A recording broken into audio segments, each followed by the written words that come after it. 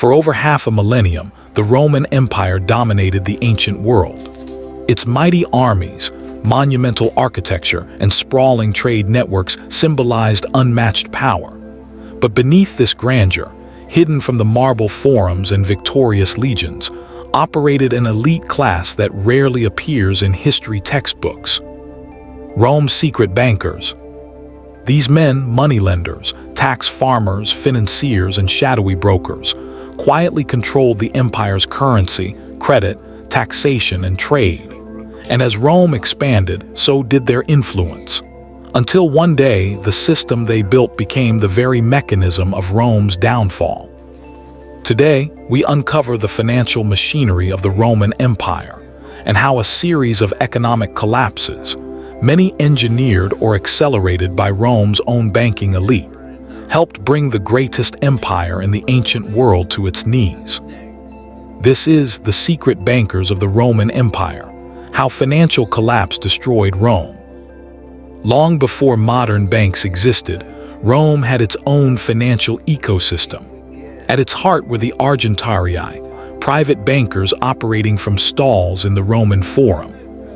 They offered services familiar to us today: deposits, money transfers, loans, currency exchange, financing business ventures. But in Rome, banking wasn't just a service, it was power. The argentarii kept detailed account books, acted as notaries, and financed everything from merchant shipments to political campaigns.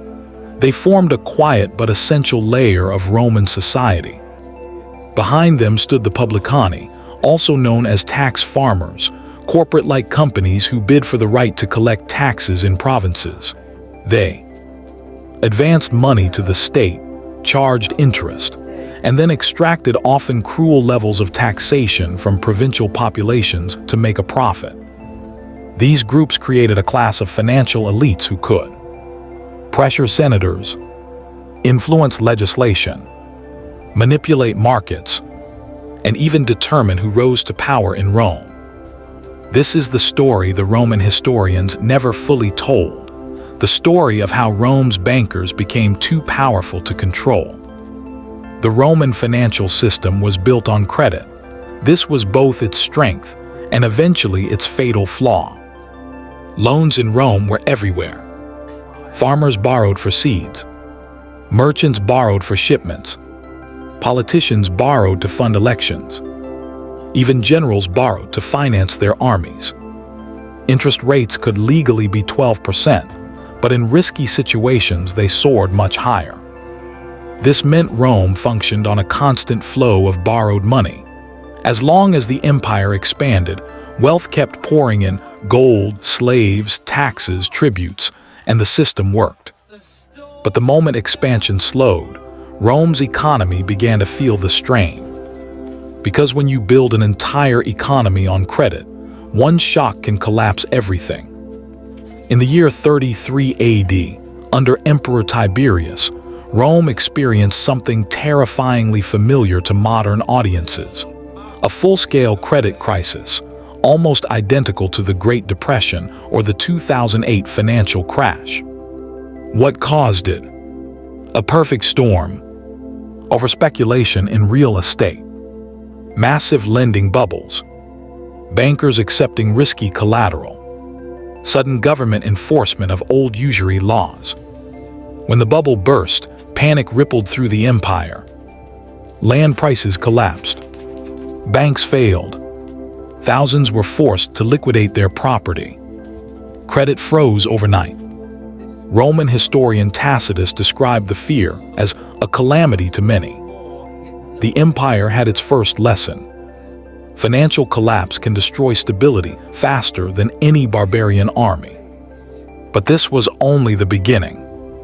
As the empire expanded, wars became more expensive.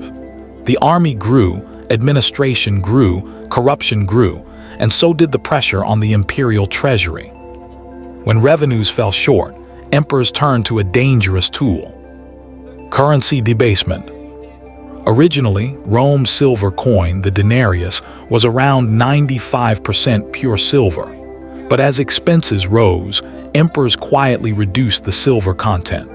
By the 3rd century, it had fallen to less than 2%. This created massive inflation, rising prices for everyday goods, declining trust in money, hoarding of gold and silver, collapse of long-distance trade. What seemed like a small monetary trick slowly destroyed Rome's economic foundation. The secret bankers, who understood metal content and currency flow, profited from this chaos. They exchanged debased coins quickly, demanded payment in gold, and lent money knowing its value would decline. While ordinary Romans suffered, the financial elite adapted and thrived. Tax farming, once a clever outsourcing tool, had become a monstrous machine. The publicani were now international corporations with staggering wealth. They bid for provinces, paid the state up front, and then extracted as much money as possible from local populations to profit. They bribed governors, judges, senators, military commanders. In some regions, like Asia Minor, entire cities were pushed into debt slavery by Roman tax collectors.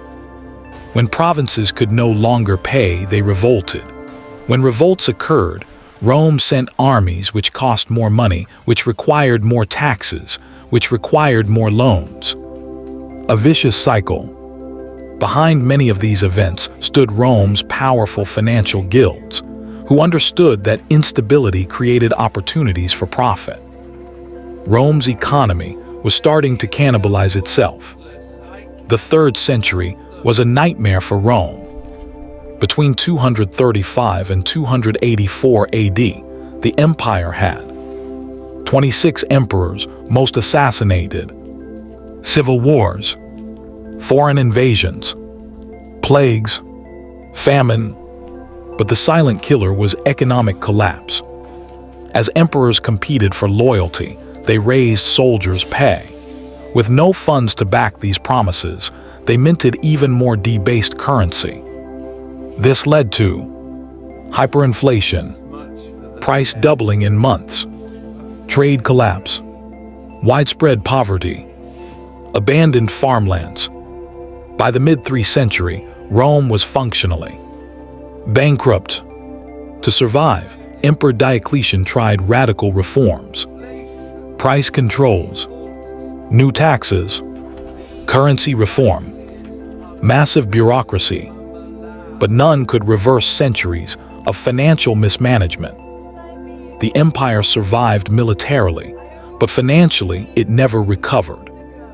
By the 4th and 5th centuries, the Western Roman Empire was a ghost of its former self. The economy was so crippled that emperors could no longer pay troops in coin. Instead, they granted land, leading to semi-independent warlords. Gold drained east to pay barbarian mercenaries. Trade routes shrank. Cities depopulated. Taxes became impossible to collect. The financial networks that once funded Rome's greatness had collapsed. In 476 AD, when the last emperor fell, there was no money to raise armies, no money to rebuild cities, no money to maintain trade. Rome didn't fall in a glorious final battle. It fell from financial exhaustion.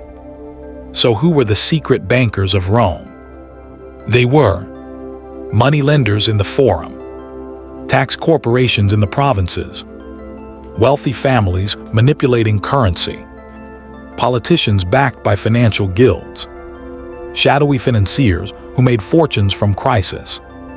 They didn't set out to destroy the empire, but their unchecked power, combined with imperial greed, built an economy that was destined to collapse. Rome's downfall teaches us a timeless truth. An empire cannot survive when its financial system becomes unstable, corrupt, and disconnected from the real economy. Trade, trust, and currency, not armies, are what hold civilizations together. And once those foundations erode, even the greatest empire can fall. Thank you for watching The Secret Bankers of the Roman Empire. If you enjoyed diving deep into ancient financial history, consider subscribing for more long-form historical documentaries. Until next time, remember, economics, not armies, decide the fate of empires.